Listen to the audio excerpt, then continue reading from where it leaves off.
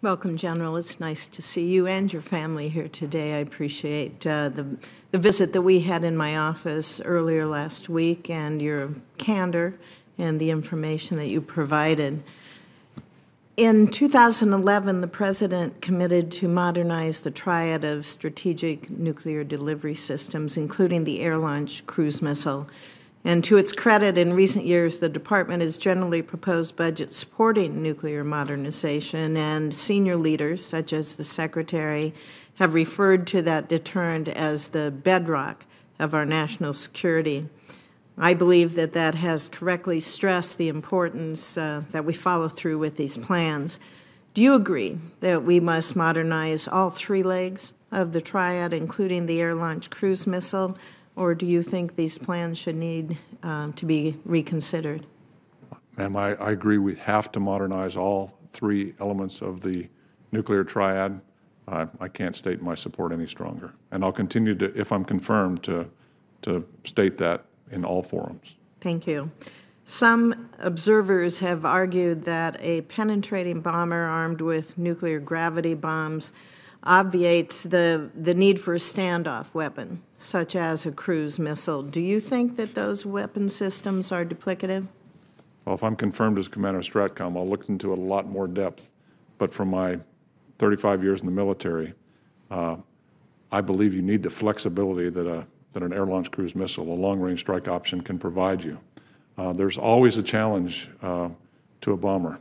It doesn't matter how stealthy that bomber is. It doesn't matter how capable that bomber is.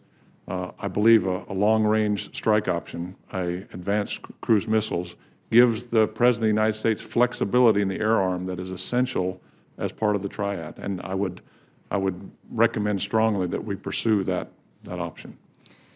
When we were in my office, I told you that when I was visiting with General Kaler, a previous commander at Stratcom, that he gave such a really great definition and explanation of why we need a triad and the importance of each leg of that triad. You've just touched on that. Would you like to expand on it?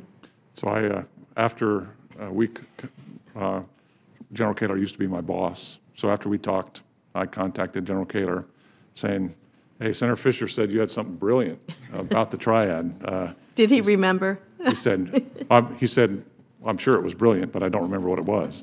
But no, he did send me a couple of speeches. And basically the fundamental piece of his words, I think, that are very powerful is that each element provides such a significant, different attribute that is so important to the security of our nation in the triad.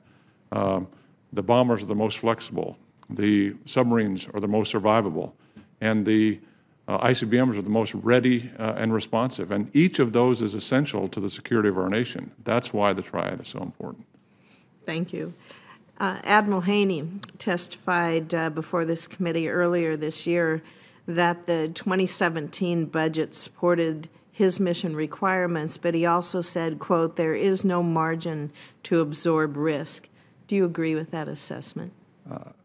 I agree with that assessment on the Air Force side, certainly, Senator, but let me just say that I'm not as fully versed on the Navy programs as I am on the Air Force programs. As a four-star general in the Air Force, I sit in the corporate process, so I'm very concerned about the just-in-time nature of our strategic modernization program on the Air Force side.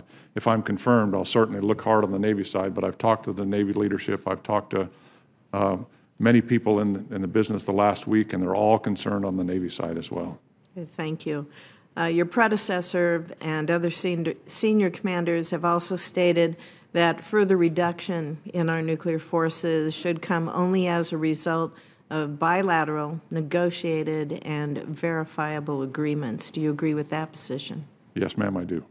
And can you discuss the relationship between modernization and nuclear reductions? It seems to me that the more modern and responsive our nuclear enterprise is, the less need there would be to retain those legacy systems. But yet, on the other hand, failure to modernize could give us no other option then that we retain significant stockpiles. So what is your view on that?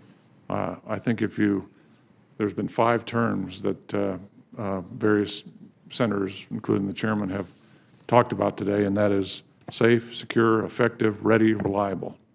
And if you look at those 5 terms, that describes what we have to do in order to modernize our capabilities to make sure that those 5 terms are always there. What you can't have is one element drop off. You can't have the weapons readiness drop off. The weapons have to be ready. The delivery platforms have to be ready. They have to be safe and secure all the way. I think the United States and any nation that has nuclear weapons is responsible for making sure they're all safe and secure, and they're always under political control. I think that applies to any nation, and that's one of the reasons we need to modernize, so we can make sure that that is always the case. Thank you, General, and I thank you for your service and your willingness to continue to serve in a very important position as Commander of STRATCOM. Thank you. Thank you, Senator.